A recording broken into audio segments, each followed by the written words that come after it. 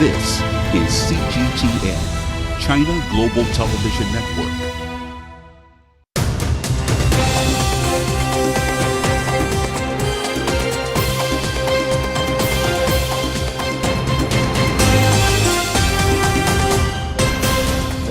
Today on the CGTN, I'm Xiaocheng in Beijing. We begin in the Chinese capital, where central bank authorities are briefing the media on how financial markets break new grounds in supporting the high-quality development of real economy. Let's listen in.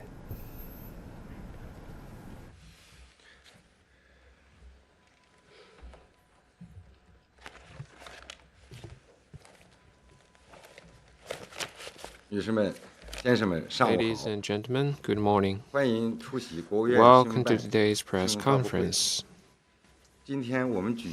Today, we'll have the ninth press conference for the embarking on a new journey, a government perspective. And we're glad to have with us Governor of the PBOC, Mr. Yi Gang, with us.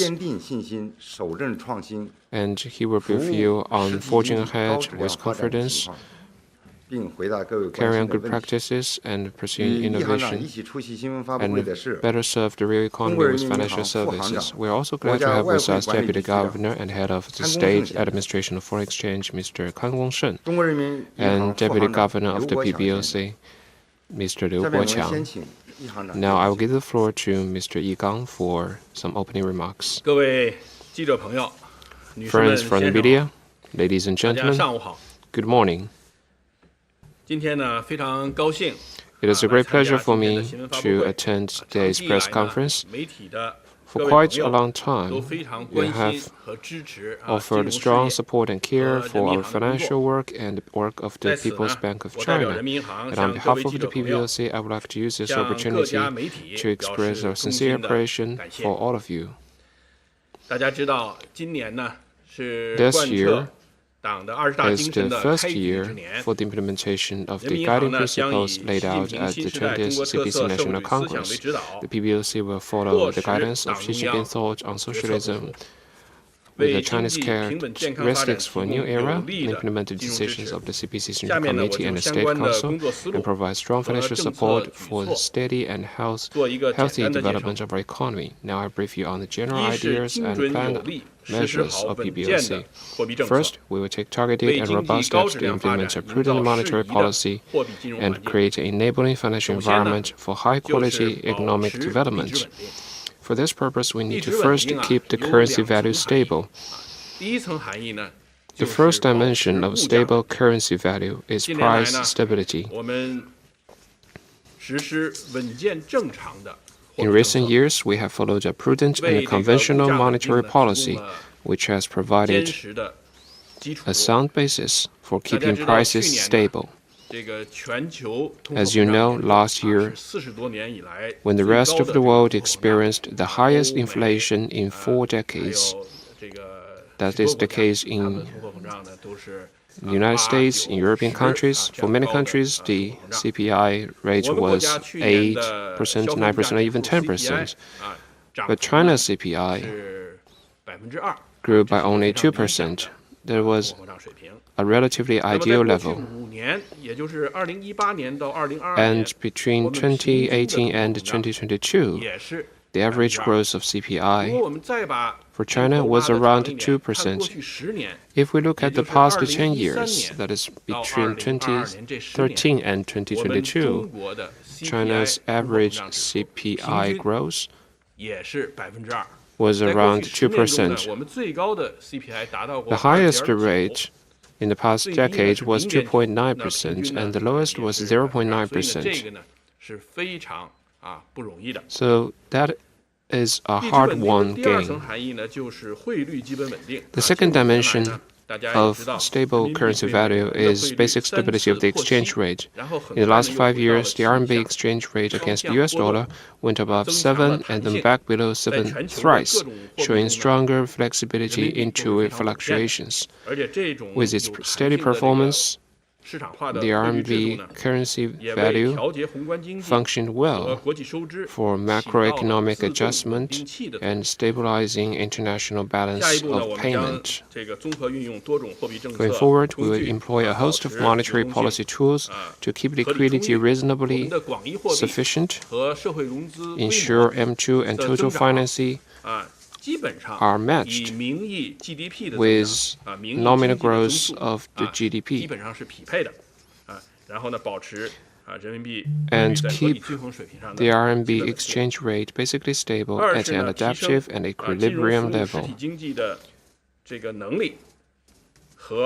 Second, we will enhance the efficiency of financial services for the real economy and give stronger support to key areas and weak links. In recent years, we have introduced structural tools of reasonable scales. The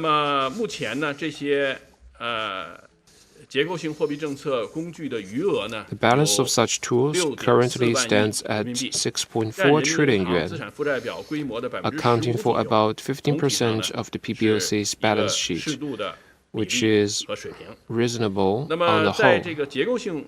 In terms of these structural tools, there are two highlights. The first is support for small and macro businesses, particularly in private sector, and second is green financing. These were two priorities for us. In 2022, the balance of inclusive loans to small and micro businesses stood at nearly 24 trillion yuan. Over 56 million businesses received such loans.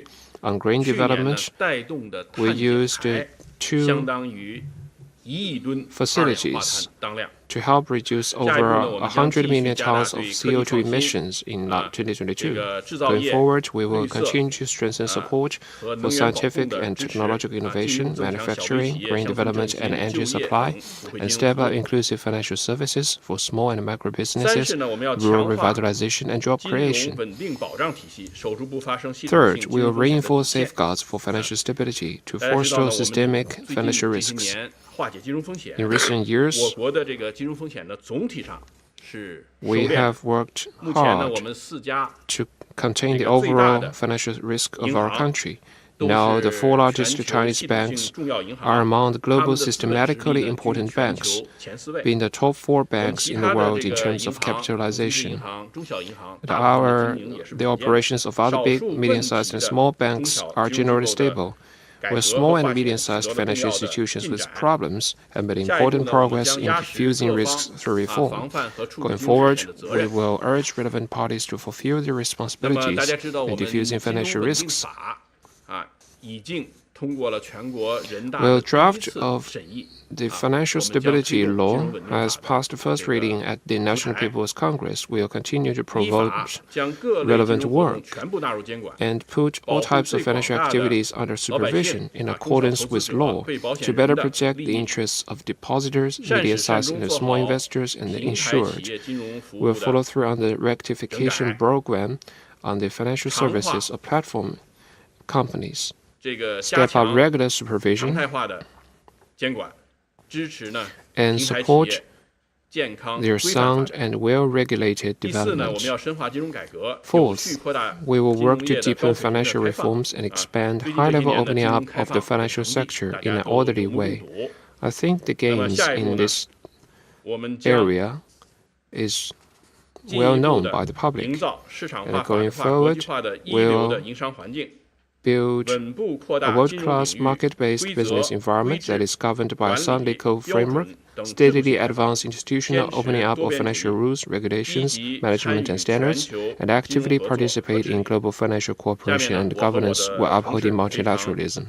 Now, my colleagues and I are ready to take your questions. Thank you very much. Thank you, Governor Yi. Now the floor is open for questions. Please identify your media affiliation before raising your question.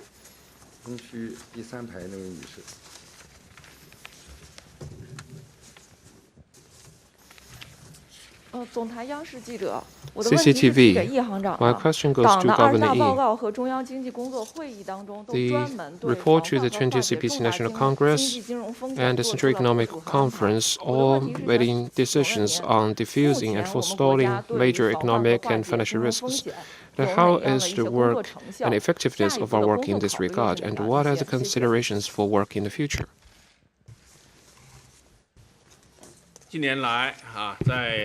In recent years, under the strong leadership of the CPC Central Committee and the State Council, we've taken a number of effective measures to forestall financial risks, and important progress have been made. No systemic risks have arisen.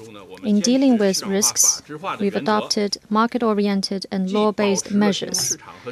They have ensured the sound operation of the financial market and financial infrastructure. They have maintained social and economic stability and protected the rights and interests of the people.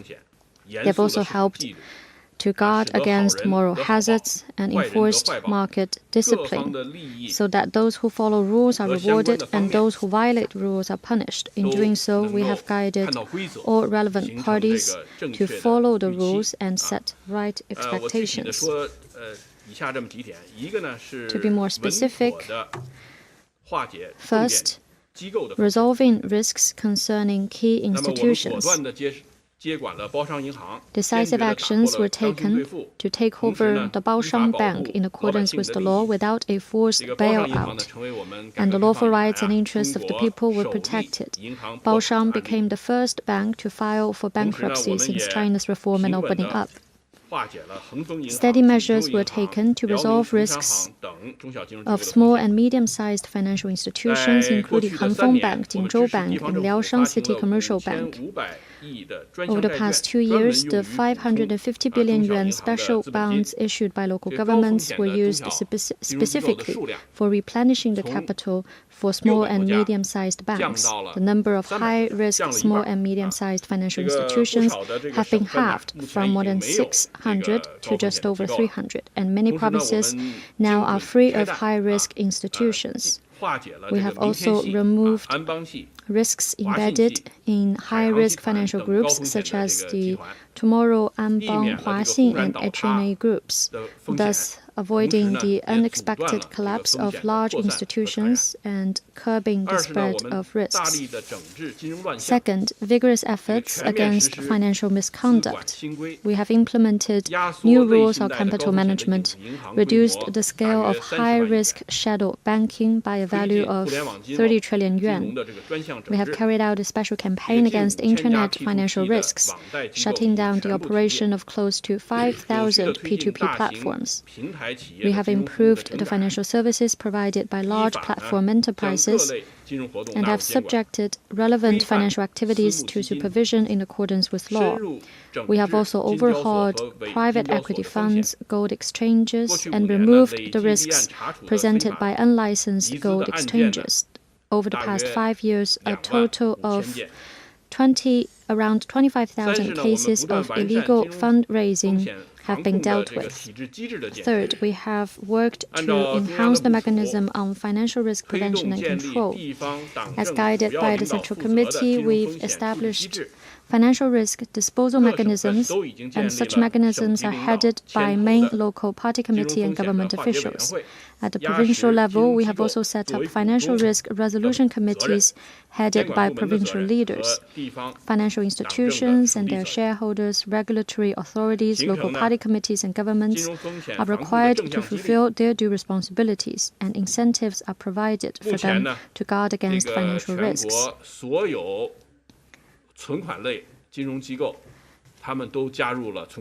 Now, all the insurance institutions in China have taken part in the insurance protection scheme. So overall, China's financial sector remains sound and steady, and financial risks are trending down and generally under control. China's banking sector, whose assets accounts for over 90% of the assets of the financial sector, is also in sound operation. China's forex reserves continue to rank the first in the world. After more than a decade of sustained efforts, the PBOC has completed last year its historical task of writing off the costs of financial reforms involving state-owned commercial banks and agricultural credit cooperatives. This has further consolidated the fiscal foundation for a modern central banking system and enabled the PBOC to better keep the currency and the financial sector stable. Going forward, the PBOC will continue to work with other financial regulators, fully implement relevant mechanisms, strengthen and improve financial supervision, bolster protection for financial stability, diffuse risks in key areas, effectively deal with illegal activities, ensure that the responsibility for risk disposal is fulfilled by relevant parties, and ensure that there will be no systemic financial risks. Thank you. Next question, please. 谢谢。浙报集团朝新闻提问。2023年全力拼经济。2023 will be a year that highlight economic growth. So, what will the PBOC do to support high-quality economic development, and what kind of monetary policies will be introduced? I know this is an issue that has received close attention. To support high-quality economic development, monetary policy is crucial. The Central Economic Work Conference has highlighted the need for a prudent monetary policy. Looking back at last year,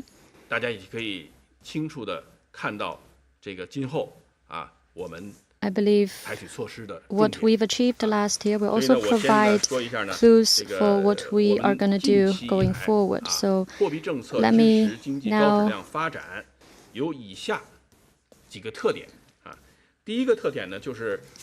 touch upon some of the features of China's monetary policy going forward. In terms of the aggregate, we will sustain support for the real economy.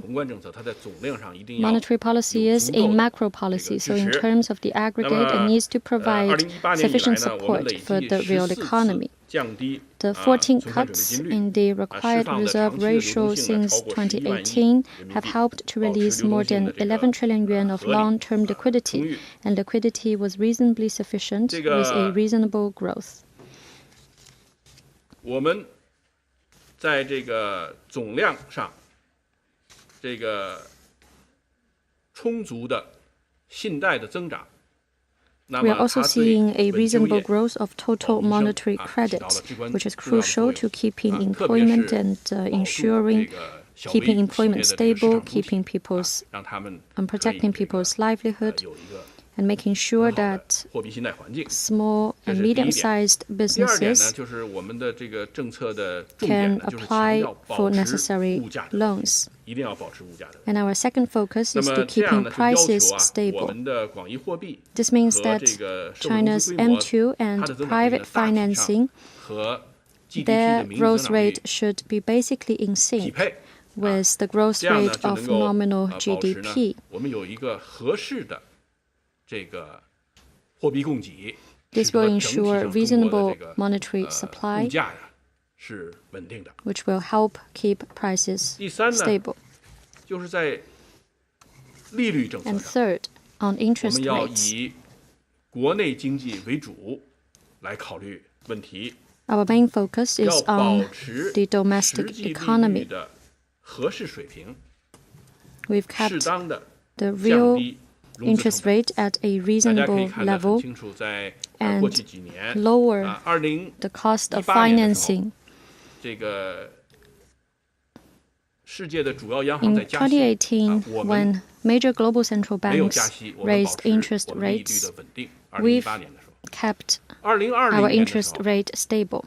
In 2020, after COVID-19 struck, major global central banks significantly lowered their interest rates.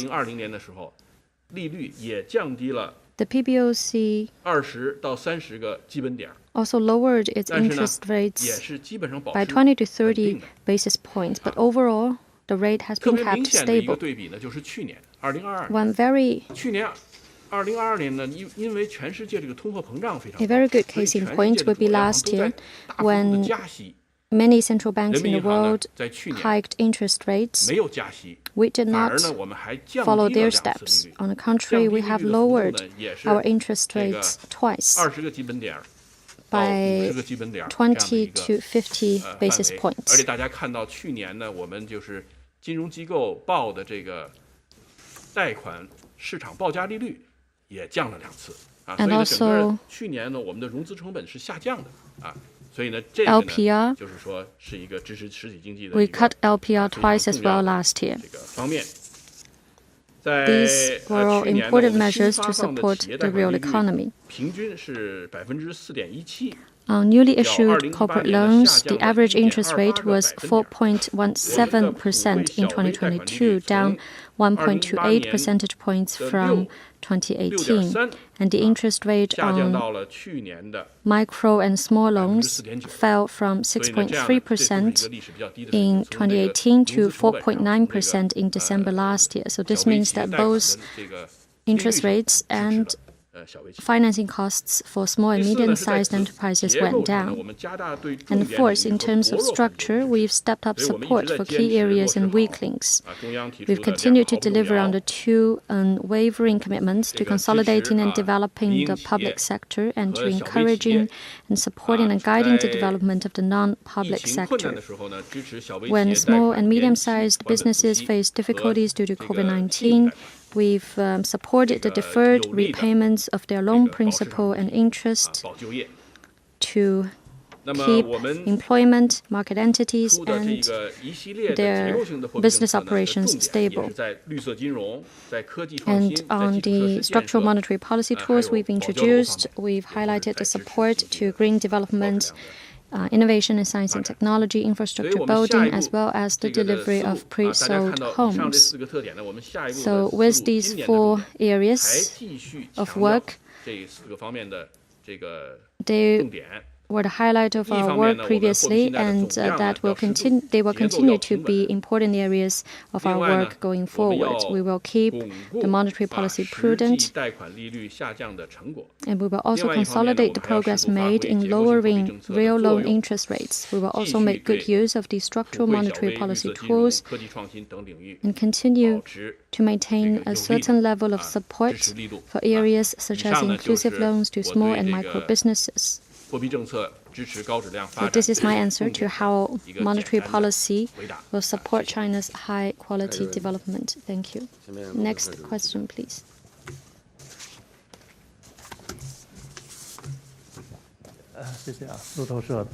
With Reuters, with the Fed's continued interest rate hikes, the room for the PBOC to further lower its interest rate, will that be further limited? And in that context, will we step up the use of structural policy instruments? And also now we are seeing a recovery and rebound of domestic consumption. Will that mean that we need to worry about inflation? Thank you. Thank you for your question. You actually raised 3 questions. I will answer them one by one. The first about cutting interest rate. Like Governor Yi mentioned that last year, the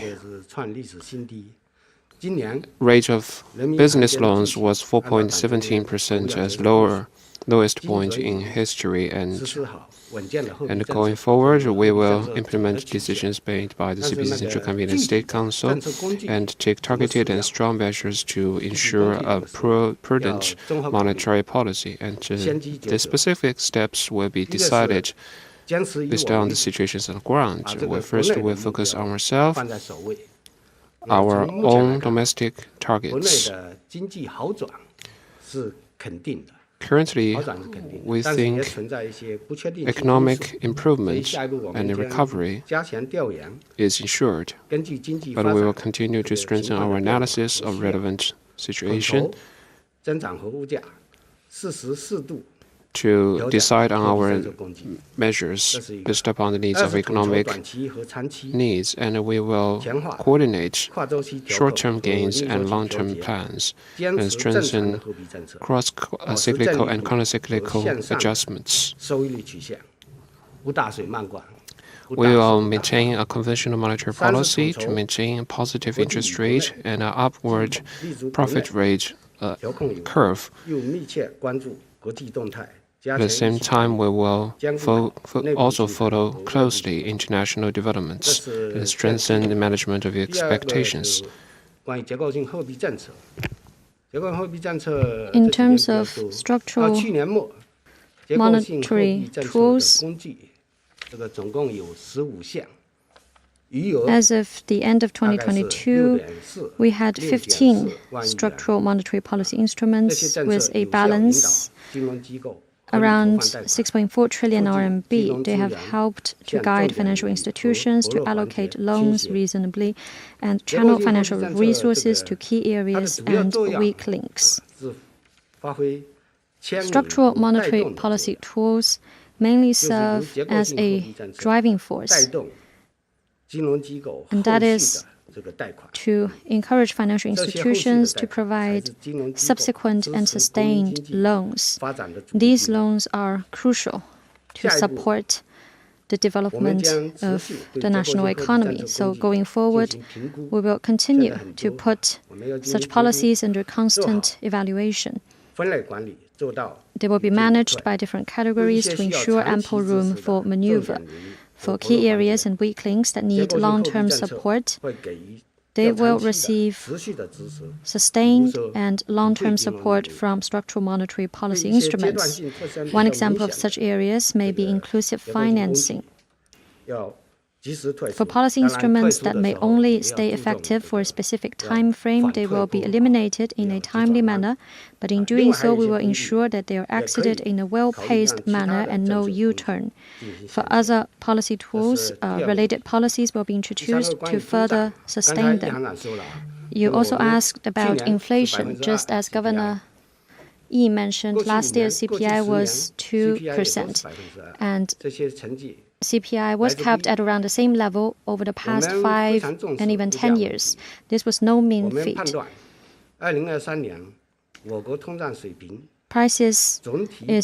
Keeping prices stable is an important issue, and we believe in 2023, inflation will continue to be kept moderate and will generally stay under control.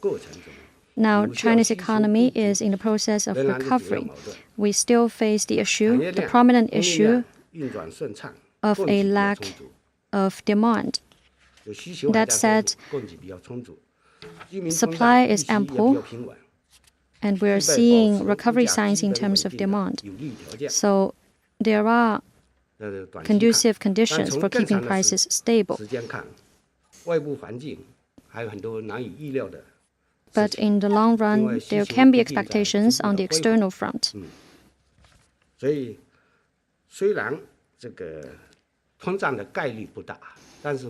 So there are no big possibilities for a high inflation, but that does not mean that we can deviate our attention from that. So going forward, we will continue to seek progress while maintaining stability, continue to implement sound and prudent monetary policy, keep our economy in a reasonable range, and keep prices basically stable. Thank you. Next question, please. 谢谢主持人。第一财经记者提问：去年底，央行银保监会发布了16条金融举措，促进房地产市场健康平稳发展。 measures were introduced to underpin the development of the real estate sector. What progress has been made on this front? Thank you. Thank you for your question. Well, before directly answer your question, will allow me to give you a macro look of the overall background. The CPC Central Committee attaches great importance to the healthy development of the housing market, and the principle applied after the 19th CPC National Congress is very clear, is that that is the principle. housing is for living, not for speculation. And we have enforced long-term mechanisms to ensure stable prices of housing, land, and expectations. And we have adopted city-specific policies to promote healthy development of the housing market. And under the guidance of the central leadership, we have worked with localities and other departments to ensure this mechanism and contain the trend of rapid expansion, price surge, and overheating of the housing market. Since the second half of 2021, some housing enterprises, such as Evergrande, were under serious hypertension due to a high leverage ratio, high debt level, and high turnover. And their balance sheets were constantly under high vulnerability. So, unavoidably, their hypertension turned into a stroke, and compounded with weaker level of demand in the housing market and the continuous impact of COVID-19 for 3 years on employment and expectations of income. The spillover risk of housing market increased. And following the decisions from State Council and CPC Central Committee, we took actions both on the supply side and demand side in light of the developments in the housing market. So our measures on two sides were made to promote steady operation of the housing market. On the supply side, we focused on both rentals and purchases and took city-specific measures to ensure the credit policies can guide real interest rate and down payment ratio downward, and to better meet the basic needs and improving needs for people. And in December 2022, the average interest rate of newly issued personal housing loans was down by 137 base points compared to the end of the previous year. And the ratio of down payment in most cities have hit the national bottom line. And for the supply side, we introduced the 16 measures for financial support.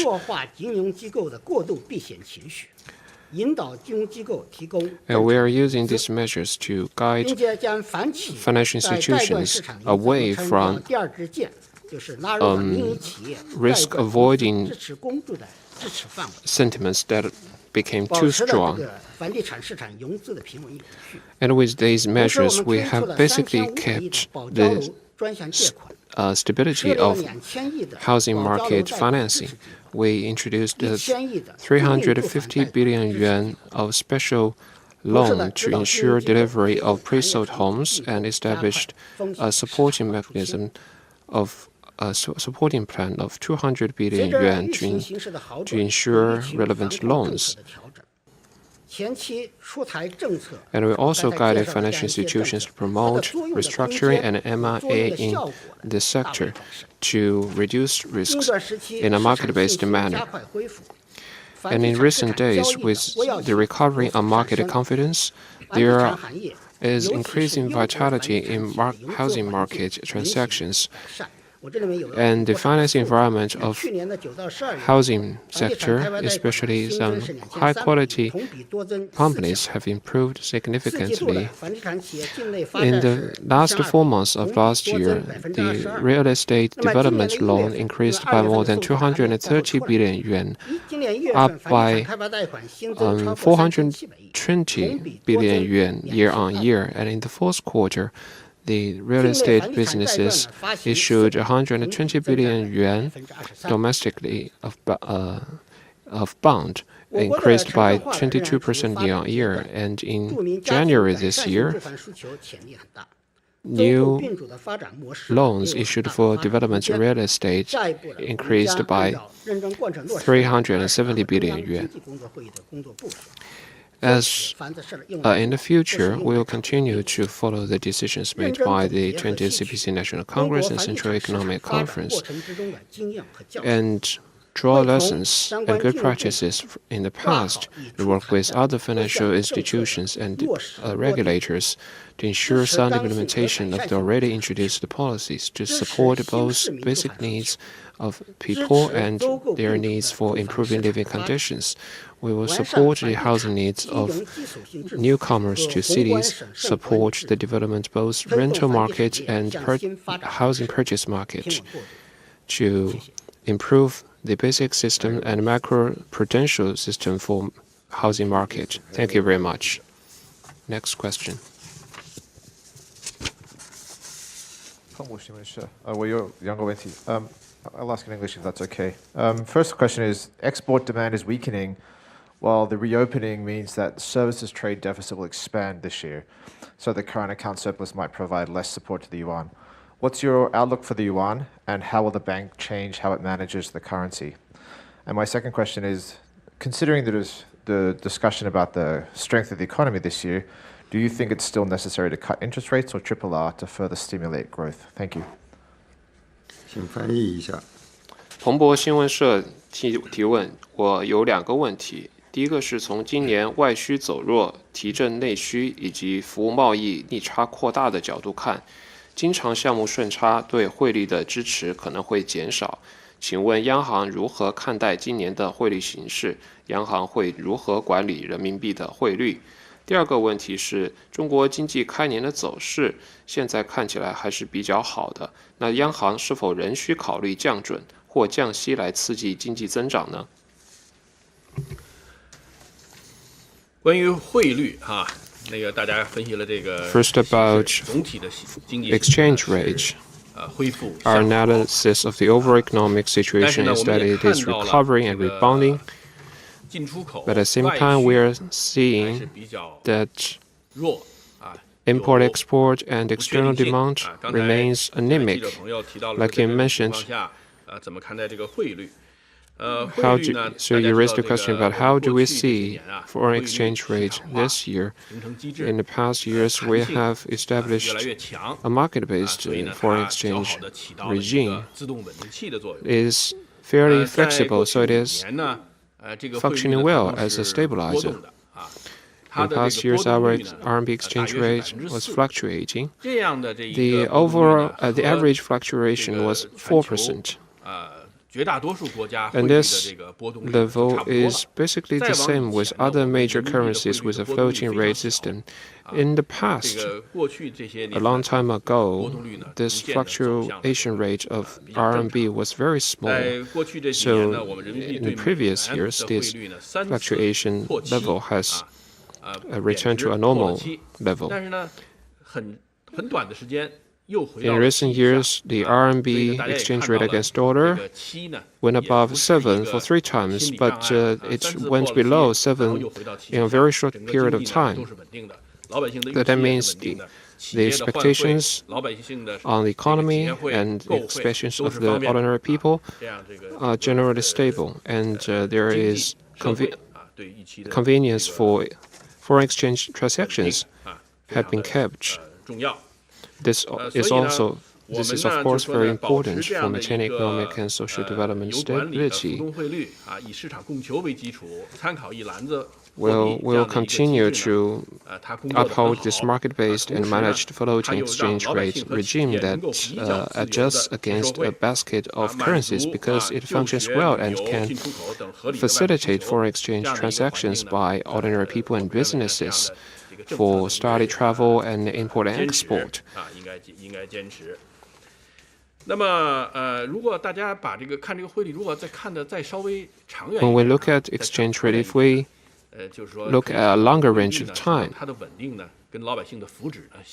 we will see that stability of foreign exchange rate bears on real benefits of ordinary people. Last year, the GDP of China was 121 trillion yuan, that is about 18 trillion US dollars. And per capita GDP was 86,000 yuan, that is around 12,700 US dollars. The development of economy should not only be reflected by the growth of GDP, but also reflected by a hard product that can be denominated by other currencies.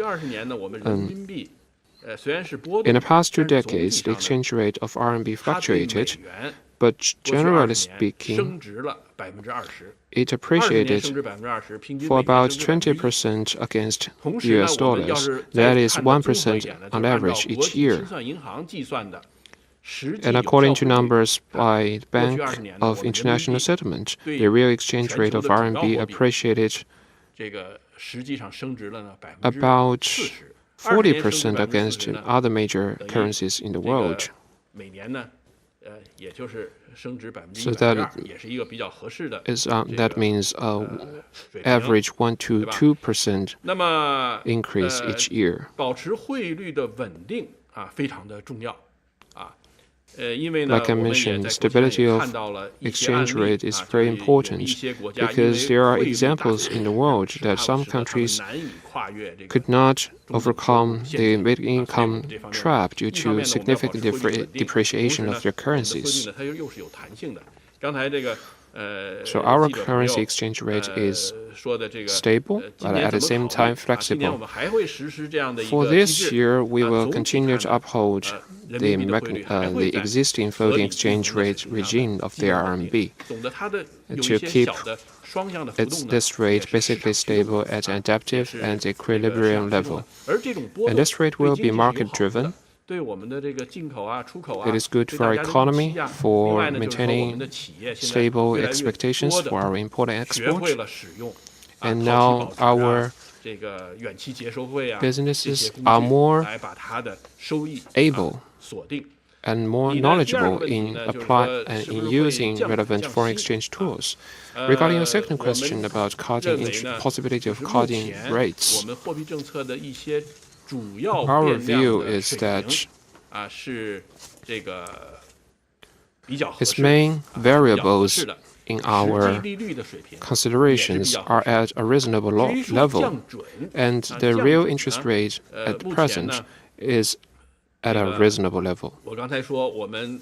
About cutting required reserve ratio, like I mentioned, since 2018 we had 14 cuts. These cuts have brought the RRR from 15% to less than 8%.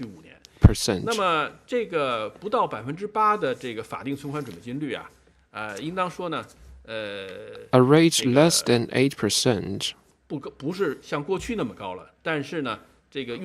is not as high as in the past, of course. But we believe this rate is an important and effective tool to provide strong support for the real economy, to keep our liquidity reasonably adequate. But now I give the floor to Deputy Governor Pan about foreign exchange rate. In recent years, the current account surplus to GDP ratio of China has been maintained at about 2%, and last year it was 2.3%. Where a lot of people say that given the new economic and trade slowdown that is possible this year, and with a recovery of international travels in China and other countries, maybe there could be some impact on the current account surplus and the deficit of trade in services. But we think we have the conditions to maintain a reasonable surplus under the current account. There are several factors behind changes on the forex market. They may include economic growth, monetary policies, the financial market, unexpected incidents, as well as geopolitical risks. So all these may affect the forex market. So I would like to share with you some of the perspectives that we may focus on in evaluating the forex market.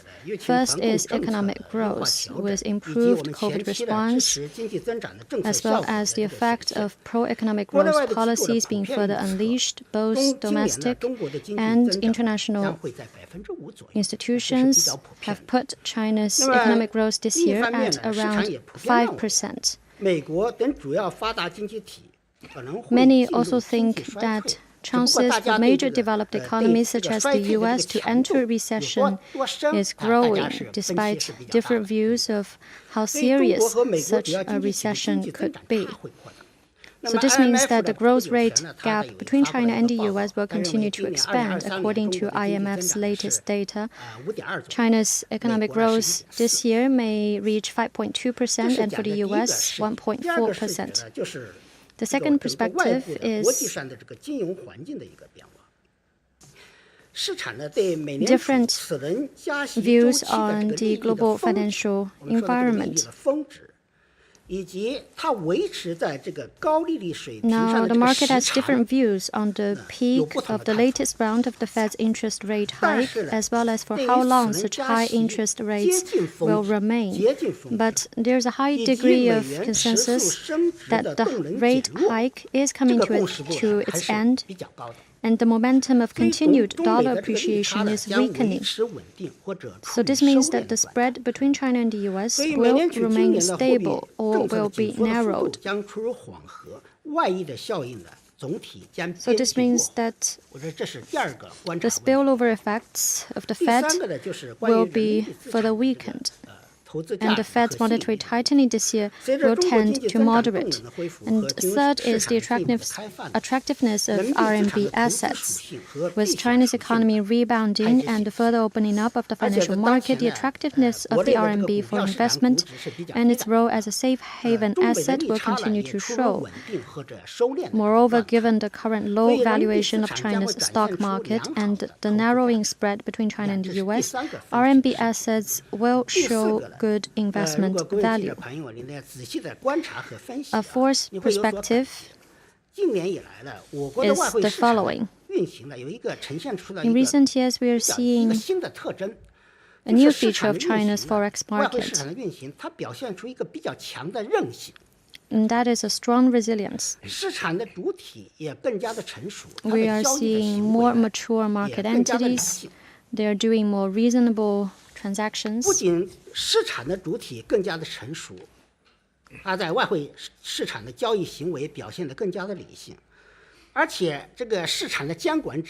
apart from that, regulators such as the PBOC, in the face of market changes, have become more at ease and more experienced. We are more comfortable when faced with such changes. So given that, we are confident that we will keep the forex market stable and keep the exchange rate of the RMB stable as well. Next question, please.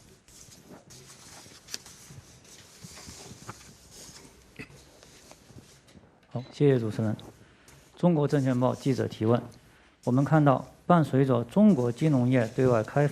China's financial sector continues to open up, the internationalization of the RMB continues to advance, and now the RMB has become one of the leading currencies in the world. So what progress have we made in the internationalization of the RMB, and in 2023, what will the PBOC do in this regard? Thank you. I will give the floor first to Deputy Governor Pan. Thank you for the question. This process has been ongoing for over a decade. With the growth of China's economy and higher level opening up, the cross-border payment, investment, financing, deposit, reserve, and pricing of RMB have improved. And the international status of RMB has also increased. Where in 2022, cross-border receipts and payments in RMB was 42.1 trillion yuan, was 3.4 times higher compared to 2017. And its ratio in our overall payment and receipts has reached nearly a half. And in the SDR basket of IMF, the RMB is the third largest currency, and it has become the fifth largest reserve currency for becoming a reserve currency in over 80 economies and countries. The use of RMB in financial transactions continues to increase. The bond of China have been incorporated into 3 major international bond indexes, and by the end of 2022, overseas entities are holding 9.6 trillion yuan of RMB assets, 1.2 times compared to 2017.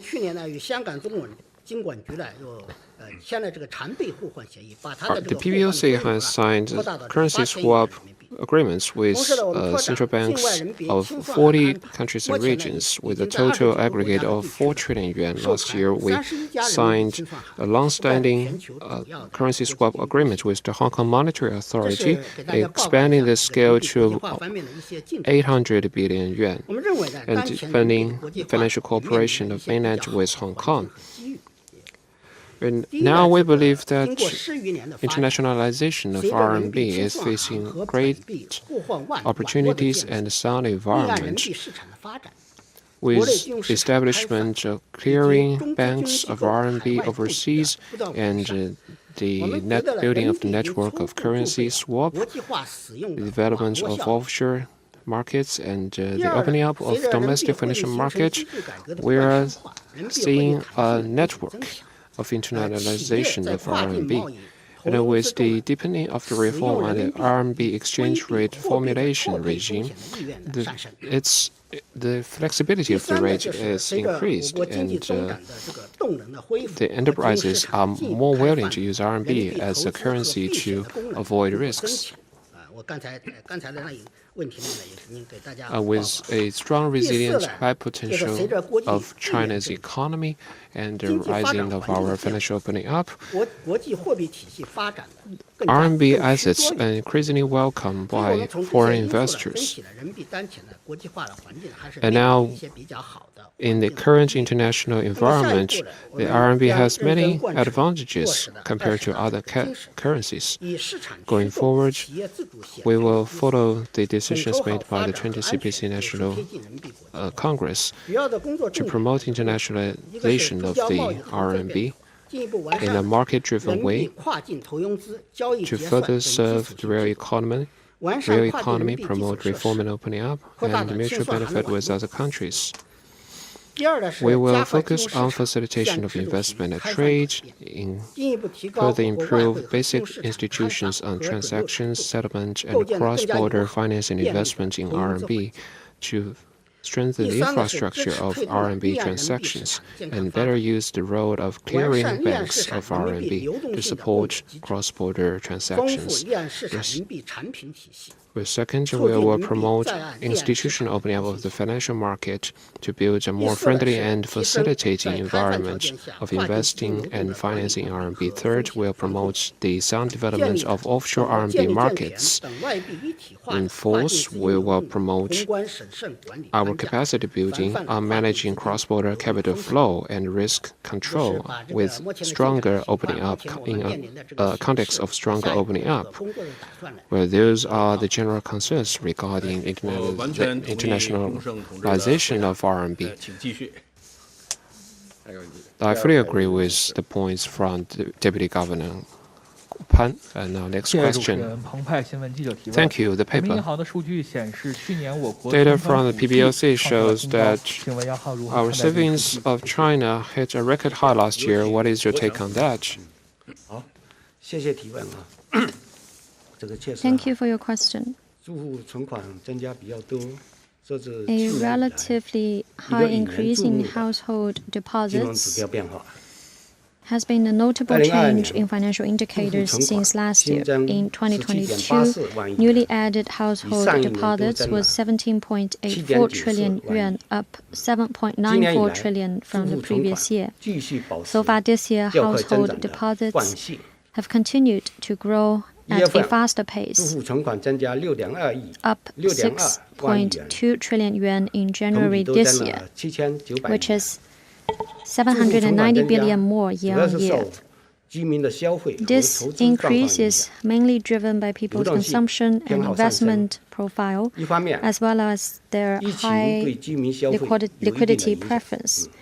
The impact of COVID-19 on household consumption still lingers, leading to less consumption and more savings. According to surveys we at the PBOC conducted on depositors in the fourth quarter of 2022, 61.8% of residents preferred to save more, up 10 percentage points year-on-year. 22.8% preferred to consume more, down 1.9 percentage points year-on-year. With adjusted COVID rules in place, we see that consumption has been significantly spurred, but it still needs time to be fully unleashed. Also, people's risk preferences have decreased, leading to slower growth in investment, which translated into more savings. In the fourth quarter of 2022, 15.5% of residents preferred to invest more, a decline of 8 percentage points year-on-year. At the end of January 2023, the total assets of China's financial institutions was the aggregate value was 95.9 trillion yuan, down 2.4% year-on-year. Of that, 40.9 trillion come from the household sector, down 2.5% year-on-year.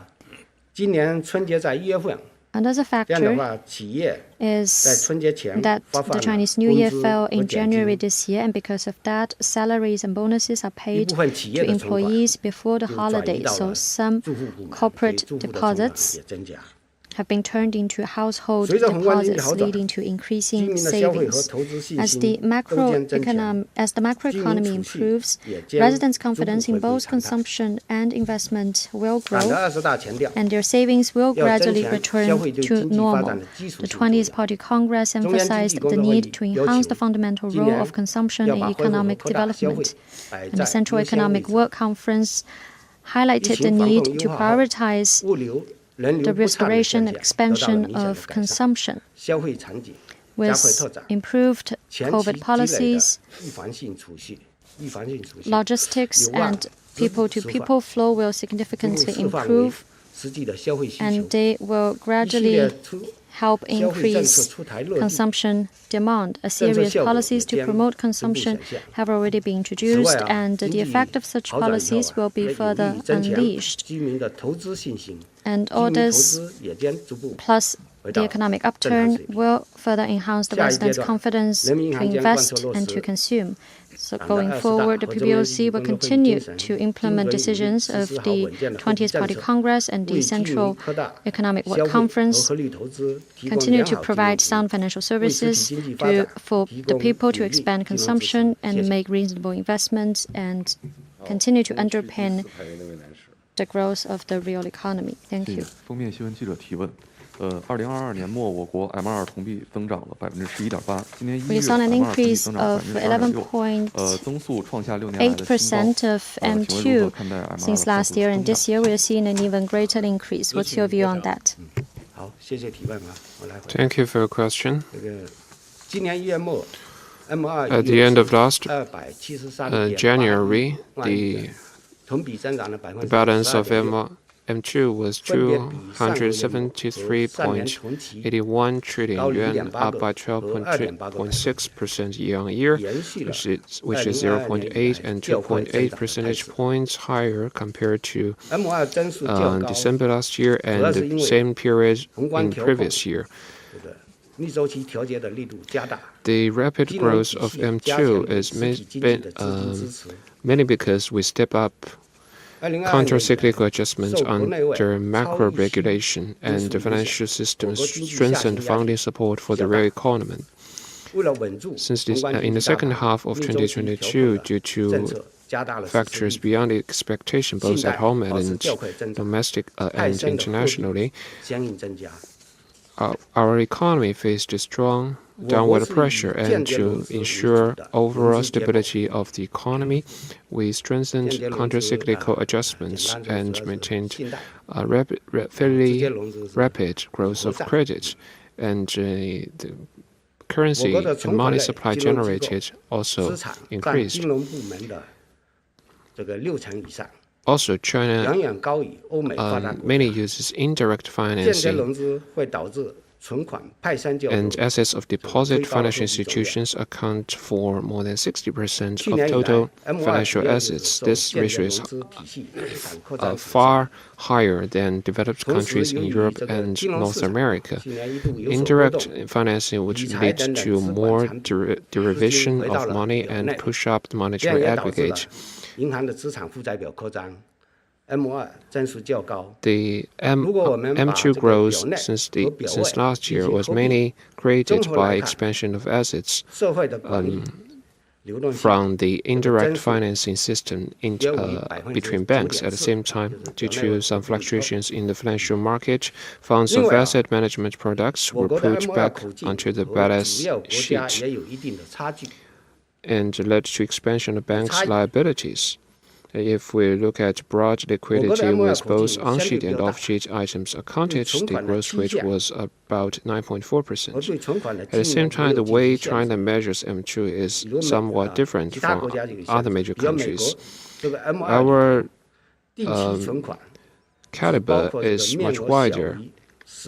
We do not limit the term of deposits or the amount of funds. For the United States, fixed-term deposits more than higher than $100,000 are not accounted in M2, and for the European Central Bank, fixed-term assets with a term of longer than 2 years are not accounted. So these differences have also contributed to a higher aggregate of China's M2.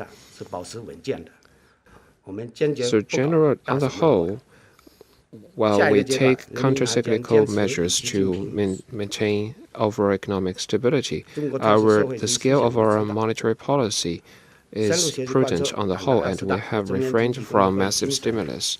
And going forward, we'll continue to follow Xi Jinping's thoughts on socialism with Chinese characteristics for a new era, and continue to uphold the prudent monetary policy. We will support expansion of domestic demand and support the real economy, and refrain from massive stimulus. In the interest of time, we'll have 2 more questions. Next question. Financial Times. Since China raised the carbon peak and carbon neutrality goals, green financing has embraced a new space for development. And what are the considerations of PBOC on promoting green financing? 大家知道呢，这个2020年习近平总书记 We all know that back in 2020, General Secretary Xi Jinping put forth the major pledges of China to reach carbon peak by 2030 and reach carbon neutrality by 2060. The key to these goals are reducing carbon emissions. The carbon emission, as we know, has a negative spillover. That is, the businesses that actually emitted carbon did not pay the price for such emission, and this is a negative impact on the society. What financial services could do is to reduce this negative spillover. to steadily reduce green premiums. And what we need to do is to strengthen disclosure of information. Through such steps, we will be able to let the general public know who is actually emitting this carbon, and those who are the actual emitters will bear the cost of their emissions. With lower green premiums, we'll be able to let businesses and households have a better access to green and renewable energies at a lower cost. In 2021, we introduced the carbon emission reduction supporting facility with an interest rate of 1.75%, offering funds to financial institutions and supported them to provide concessional rate loans to businesses in clean energy, energy conservation, environment protection, and technologies for carbon emission reduction. But there are conditions attached to these loans. So first, they have to pledge that they will disclose the balance, interest rate, and efficacy of their loans after receiving such credit. And second, they are subject to independent third-party verification and supervision by the general public. So that will enable us to impose more effective oversight regime.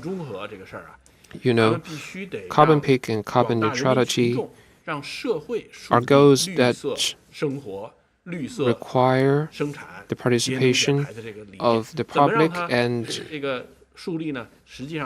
require a greater awareness of both businesses and ordinary people. But of course, it will take some time to foster greater awareness among the public for a greener way of life. So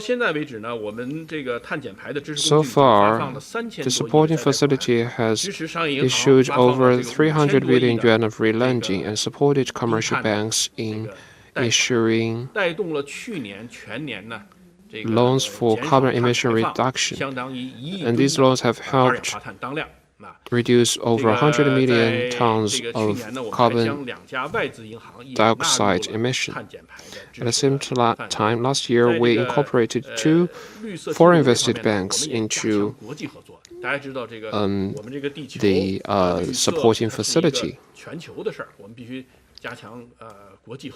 We know that green financing requires international cooperation, and now China is co-chairing the G20 Sustainable Finance Working Group and promoted the formulation of the G20 Transition Finance Framework, which was adopted at the Bali Summit last year in Indonesia.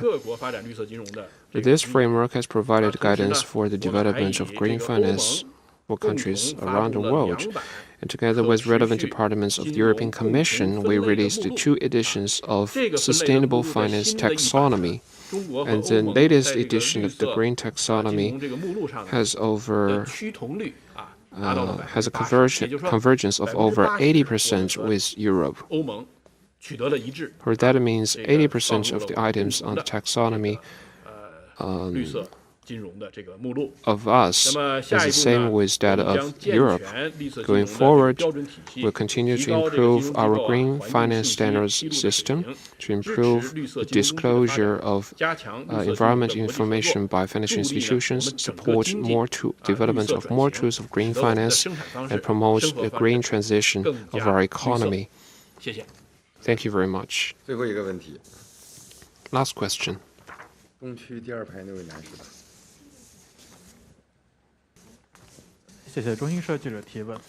China News Service. Well, due to multiple factors, now global economic and financial governance is facing new challenges, and that requires greater cooperation and solidarity between countries.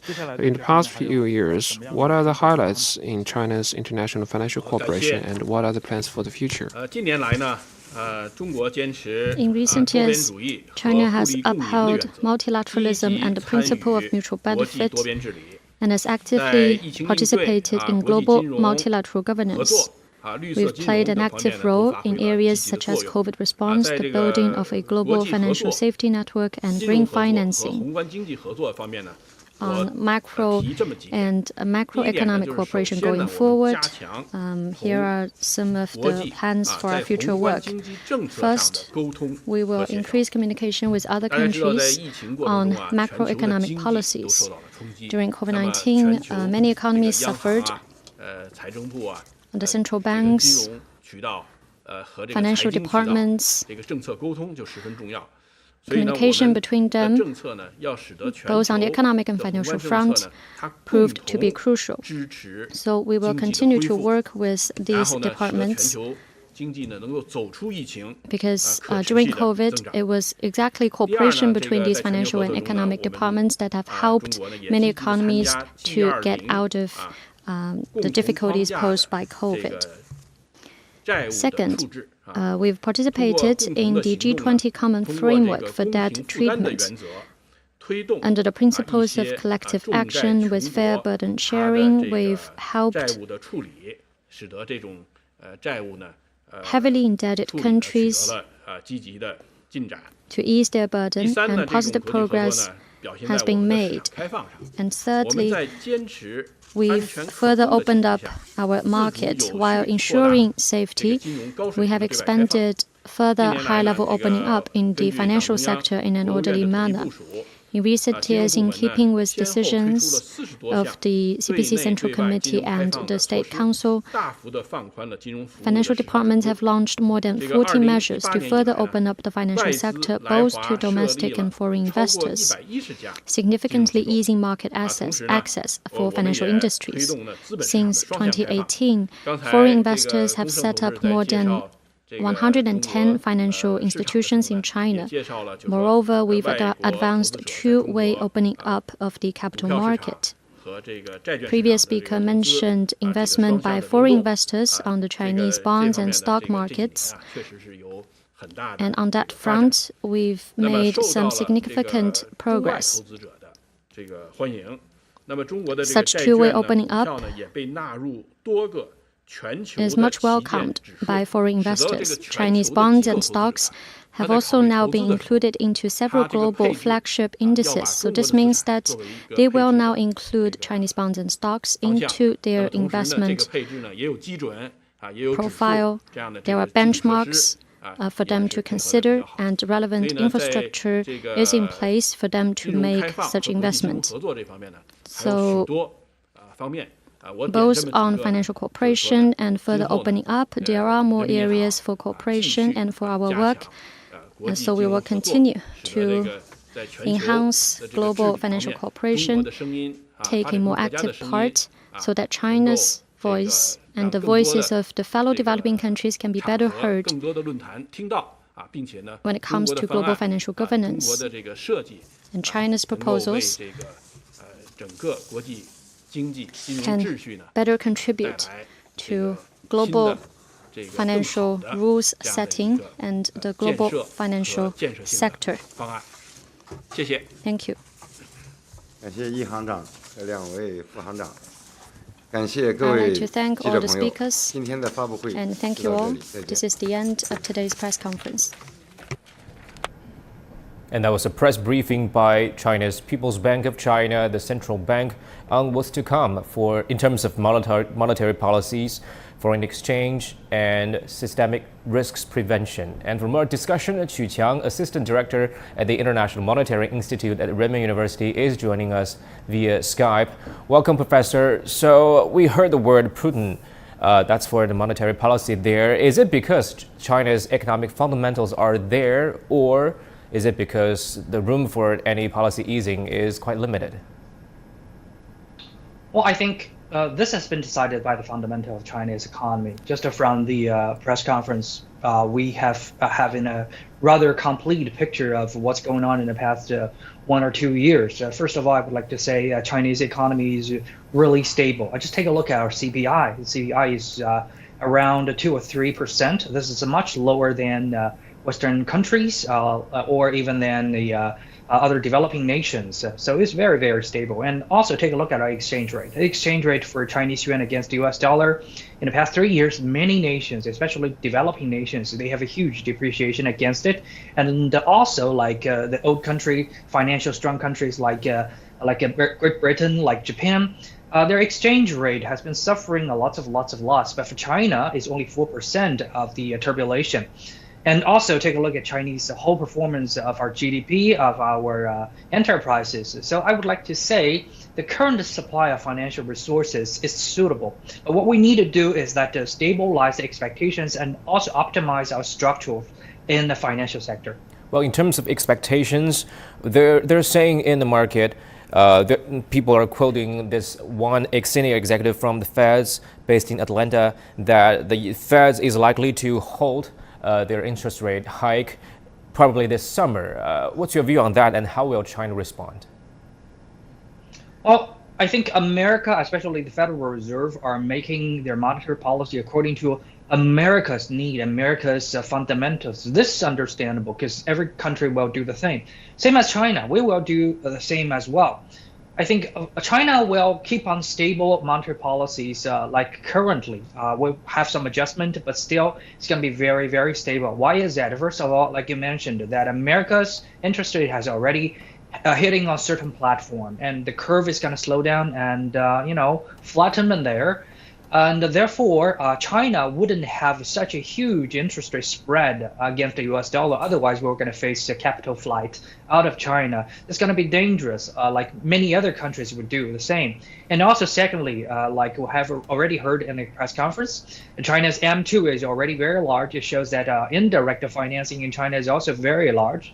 And this financing scale or size has already been adequate for Chinese current economic development. So what we need is not more financial resources, but how we can optimize our fundamentals, how we can develop and use better of our current financial resources for stable development. Yeah, so like that's the reason why we're going to be stable. Yeah, like you mentioned, financial resources to be allocated in the right places because the central bank says credit support for key areas and weak links in the real economy were strengthened. So what are the key areas and what are the weak links?